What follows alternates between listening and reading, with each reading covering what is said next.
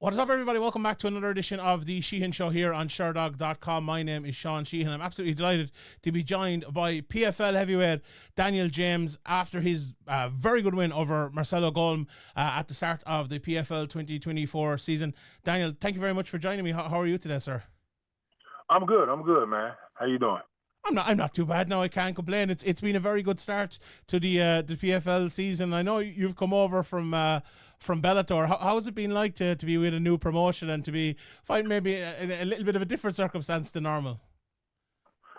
Well, it was a little difficult, but at the end of the day, like coming from Bellator to go to PFL, organization to organization, things is a little different, but I can deal with it. Is it something obviously you maybe weren't expecting it, and although over the last maybe 18 months or so, I suppose everyone was, but you seem to be very happy in Bellator, and you were paving your way in Bellator. Is it kind of something you wish maybe you could have stayed in Bellator, or would you like to go back and fight in Bellator again the way it is now? Yeah, I definitely always love to fight for Bellator. You know what I'm saying? And I understand we locked into the tournament right now, so I'm quite sure I'll probably still be fighting for Bellator sometime, but as of right now, I'm just focused on the tournament, and right now what's in front of me, and that stuff I just worry about that stuff afterwards. But right now, I'm just focused on the tournament and the next obstacle in front of me, and just continue to push forward in this. Were you asked to go into the tournament, or is it something you wanted to do? Because I know a lot of people, when they hear that million for the winner, really want to get into it. Is it something you were kind of pushed into the PFL tournament, or was it kind of a decision you made? I wasn't even thinking about it. I didn't have any word on it. I didn't even know. I only watched the tournament one time. That's back in the day when Lewis Taylor won it from Chicago. And when I heard the merge and I really found out that they was doing the heavyweights, I got a call. I got a call. It was like, hey, we want to put you in a tournament. And I'm like, what tournament? It was like the $1 million tournament. I'm like, all right, cool. I'm like, well, okay, I don't want to sit around and sit on the couch and wait for a fight. I'm like, keep me busy. And when my manager called me and Mike Hogan hit me up on Instagram, Mike Hogan was like, get ready. And my manager called me and said, hey, you're going to be in a tournament. I say, all right, cool. Say less. Let's go. Let's work. So that's how it was for me. So I got the call, and I was like, it's time to go. I got the call 3 weeks out. Oh, really? And were you preparing for a fight, or were you happy enough to take it on 3 weeks' notice? I was just staying in camp training just in case I got a call. You know what I'm saying? So when they called me, I was already in camp before the 3 weeks. But when they hit us up for the 3 weeks, they were just like, okay, we have to reroute everything to say, okay, now we got to pick it up and go in. We only got 3 weeks, so we just made it happen and we just wanted to go in and get the first one out the way. Is it good to have people? I know, CJ and Mike Hogan and stuff that came over from Bellator. Is it good to still have those people and be able to maybe liaise with those for your new, I suppose, venture into PFL? Yeah, man, it's kind of cool to have some familiar faces come on.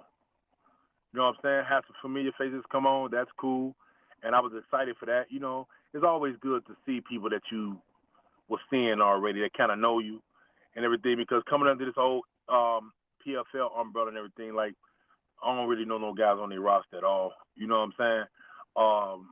I'm just happy that I could still connect with those people that have my back in the sport and that know me, and just that's all I need. I don't really, everything else is just given. But right now, I'm just glad that I still have some of those people that I can communicate with and give me insight on what's going on.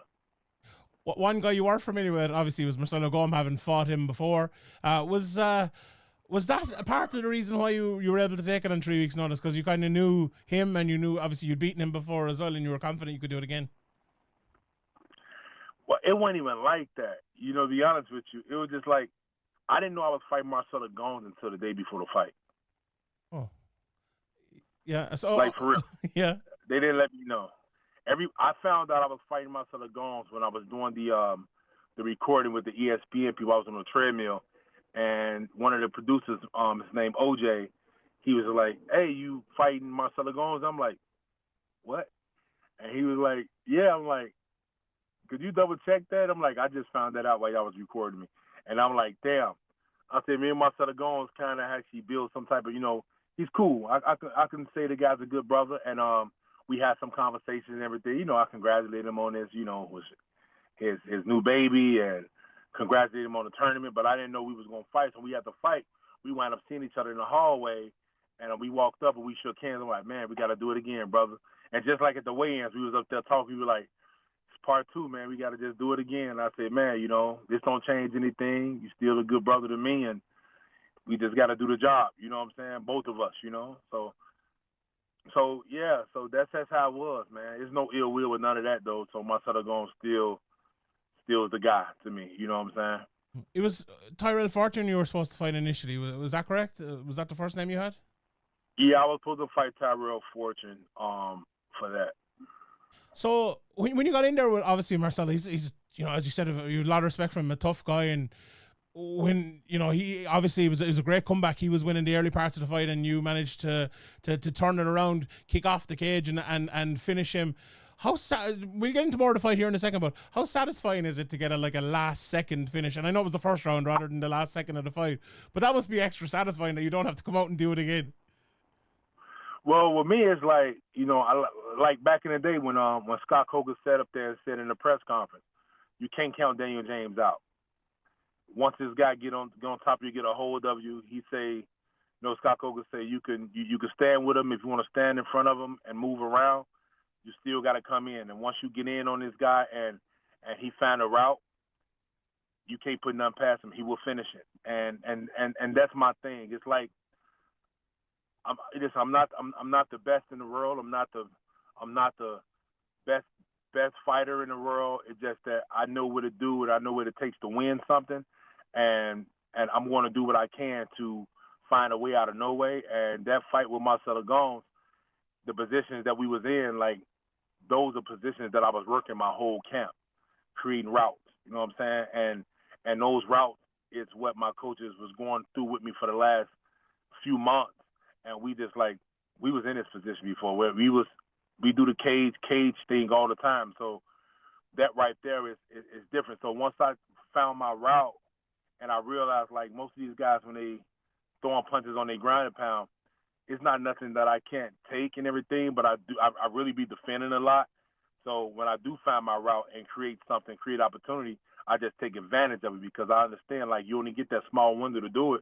And when I did it, I was like, let me just finish the job. You know what I'm saying?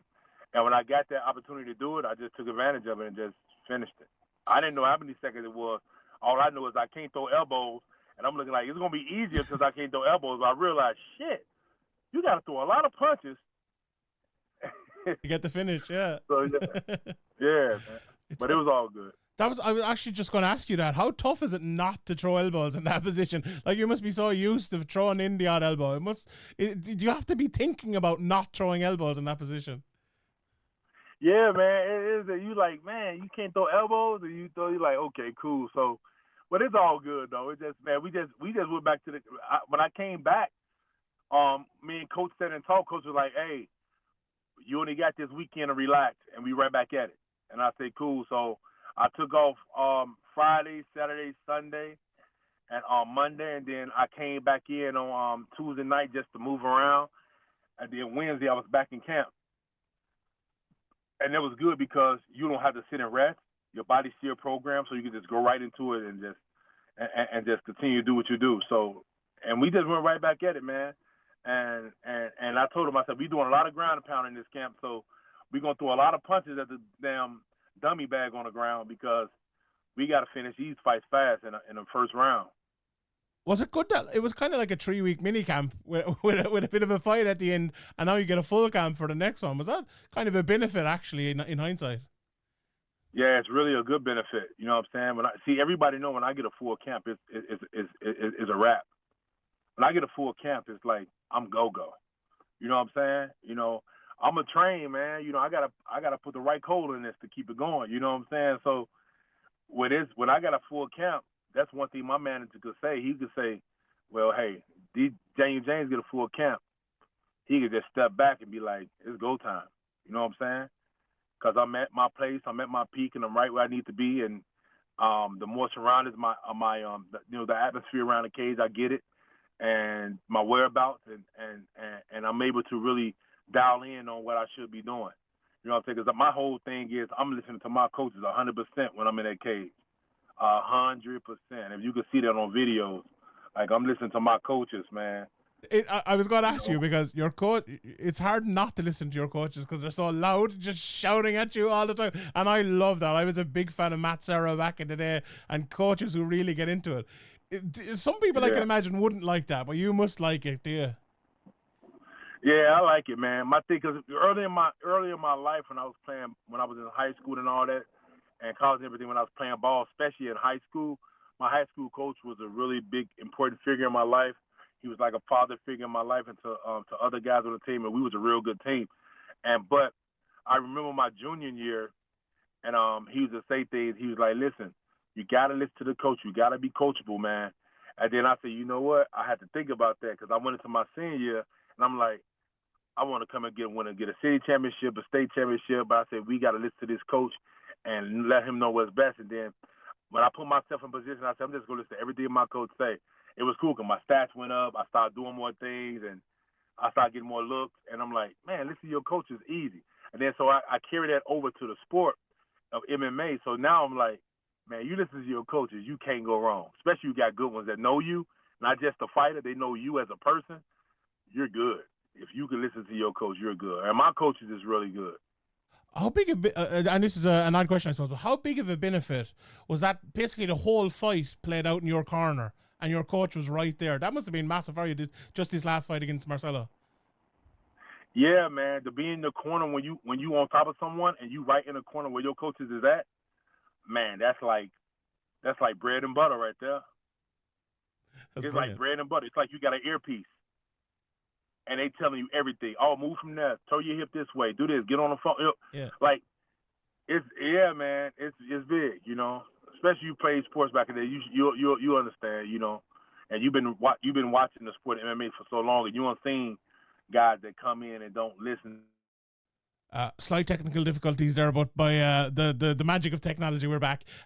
Daniel, I was just asking you about your cornerman there, and how good it is to, I suppose, to have that with you. But also another thing I was looking at, the experience you've had and the fights you've had out in Russia, especially, they must really help you at this stage of your career to have experienced something like that in another country, a different way of, I suppose, of fighting, a different level of opponents to come into where you are now. Tell us a little bit about Russia and how it was, I suppose, fighting out there. Man, Russia was great. Like I think Russia elevated my ability to go out there and win because I was able to go and fight against so many other guys around the world and fight on that promotion is different over in Russia and different over in Eastern Europe and whatever. You know, the crowds is a lot bigger. It's just a lot, you know, and you being that guy in another country, like you're the immigrant, you know what I'm saying?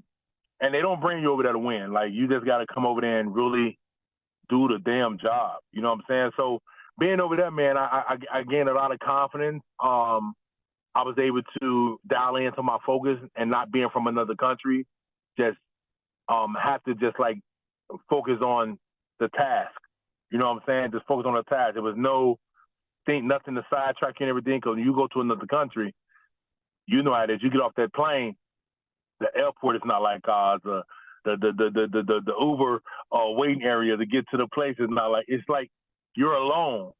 You and your team. So you're just like, we just got to be on our P's and Q's and do what we got to do and go and do what we do in the cage and come back home because you take a lot from those fights over there. You know what I'm saying? Like those guys are strong, they're tall, they're big, they're in shape, and they live and die by their fitness. You know what I'm saying? So you just got to make sure. But overall, it just made me a better athlete. It made me more missable here. You know, they're like, you know, maybe people miss me here. So when I came back, I was a lot more ready. I think I went to Russia and I kind of learned a lot more about this fight industry than I would have learned here in the U.S. Do you think that's a thing maybe more people need to do? Because I'm over here in Ireland and we, you know, it's tough to get to the Bellator or PFL or the UFC, and a lot of people try to maybe protect their records and, you know, get to 10-0 or 12-0 or whatever it might be. Do you think it's better in the long run to go out and, rather than protecting your record, make yourself a better fighter, and in the end it'll play off anyway? Is that your experience? Yeah, that's my experience because I haven't been, nobody ever tried to pad my record. And that's one thing when I came back to the U.S. and I look at that now with the PFL and with like, you know, the Bellator thing, I came back and I fought against guys they was trying to build up. But what happened when you get those guys, a guy that's hungry as shit and that's been through the trenches? You know what I'm saying? Like, that guy's coming to work. I'm not a company man. I'm the man that coming here to kill for the company. You know what I'm saying? And I don't care who you fought. I don't care. I look at my opponents. When I fought Tyrell Fortune, I'm like, this guy fought a bunch of guys that I beat up already. You know what I'm saying? And then when I was just on the phone before the call got lost, I just got a message from my manager said they're going to have me fight Tyrell Fortune the second part of the tournament. When I'm looking like, I don't agree with that. It's okay, but I'm looking like this guy just pulled out the last fight. The heavyweight division, I just see Moldavsky is fighting Lenny Vassell for the main event. So I'm like, you know, you guys throwing me fresh meat, which is okay. But I'm like, I just don't think, like, the way they doing things is weird to me. So I'm just there to get the job done and I'm not trying to build friends over there. I'm not trying to sit around and be the guy that's, you know, just, I represent, you know, it's at the end of the day, you know, I'm there to do a job. You know what I'm saying? Because when I look at situations like this and the guys who I'm fighting for the next tournament, I was looking forward to fighting against one of those guys on the card that worked their ass off that night to fight in the tournament, instead of fighting someone who backed out and saying, "Oh, I got to fight now." You know what I'm saying? Like that's no, we're taking beatings and we're taking a lot of damage done to our bodies for you to throw somebody new into the tournament that had a shot to fight in the tournament with no points. You know what I'm saying? So I just think he should have fought at the bottom first before he shoot himself to the top. I'm the number 2 guy in the tournament. You know what I'm saying? So it's all good though. So the show must go on. But like I said, you asked me about that question about PFL and Bellator. You know, it's all good, but you know, Bellator has always been my place. And you know, next opportunity comes and everything, I'll make sure I'm fighting for a Bellator card. So you know what I'm saying? So there's been a lot of rematches. And it's weird because it's Bellator and PFL. You have a natural, you know, barrage of new fights. We could have so many new fights, but there's been loads. Like the Liz Carmouche fight was a rematch, and there was the Coyote Yamauchi and Neiman Gracie was rematching. Now you're going to be rematching Tyrell again. Do you see any logic to that? My thing is, no, I'm the guy. I'm the guy that came from Europe and came out and said some statements and put everybody down. And now I'm at a whole new organization that don't know shit about me. You know what I'm saying? The people from Bellator know me. They know that Daniel James put on for the company, put on for the city. And these guys from PFL don't know. You know what I'm saying? And it's all good. I don't expect for them to know. I don't expect for them to care, because one thing about the fighting industry, I don't care who in the fighting industry don't like me or like me at all. Like, I know people. I have a conversation with people and regular people, and that a part of my life outside the cage is what keeps me going. You know what I'm saying? Not worrying about who think you can win or who think you can't win. Like, man, I go and sit around regular people. You know what I'm saying? And that know me, that have a lot to do with life, that's going to benefit me, you know, in the long run. But like right now, it's just like, you know, these rematches is okay, and these rematches is good if it's necessary. You know, the Marcelo Golm rematch was good. It was cool. You know what I'm saying? But I just feel like earn it. You know, you got to earn your spot. You know, that's my whole thing. Earn your spot and stop giving these guys the pat on the back and babying these fucking dudes and telling them like, "Oh, we got you, bro." Like, come on, man. Like, give the people what they want. Like, these people want to see good fights, and they want to see people that earned it. Not people that just step back and try to baby their way through the. You know what I'm saying? It's weird to me. It's just weird to me. Who I was going to ask you, who would you like to have fought next? Man, I was actually looking forward to fighting the guy that Linton lost against. And I was actually looking forward to fight against the guy that beat Bagoy, because I like how he was standing up and throwing hands. So I was looking to fight 2 of those guys, because that's how I was thinking of the tournament style. I thought the tournament, it was locked. So I'm thinking like, oh, we just want to fight each other. That's cool. But clearly they just throw people in. So I see how they do things. They just throw people in. Yeah, that's kind of the way it's always been. I think it's until it gets to the playoffs, then it becomes more logical and, and straight on to it. But like at the same time, you are on 5 points now. You go in and get another finish. You'll be in that playoffs, and you won't have to worry about that anymore. I suppose. So I suppose. Yeah. No, it's good. It's all good. I'm good with it. I'm good with it. I'm good with it. Yeah, I'm good with it. It's just the guy Tyrell Fortune is a guy that like to run his mouth so much, and I just don't like to give people like that the time of day to even get close to me or even experience this side of this level of fighting with me. I just want those people right there to sit back and say, "Damn, I wish I was there." I don't think people like that don't work hard should deserve a shot to even be close to me, because I work hard, and there's other guys that I know that work hard. I don't think you should be baby into like certain fights. You had your opportunity the last time. You backed out. You backed out against Marcelo Golm in November. It's like, so come on now, what's going on? You know, so that's my thing. Yeah. There's 2 more things I want to ask you.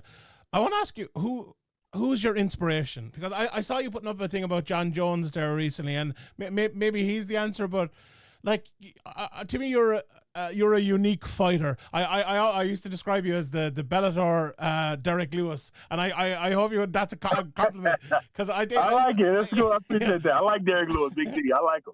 But who are the people like growing up who you like to fight? Who are not necessarily even image yourself after, but who are your fighters? Who are your guys?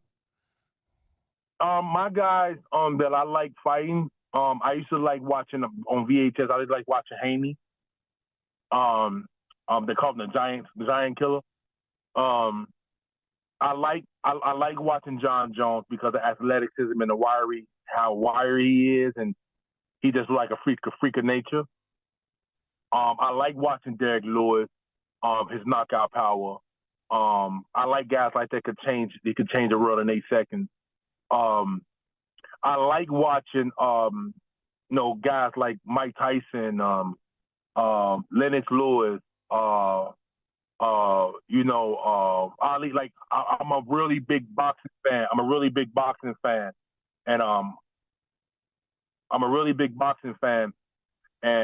And I watch a lot of boxers than anything.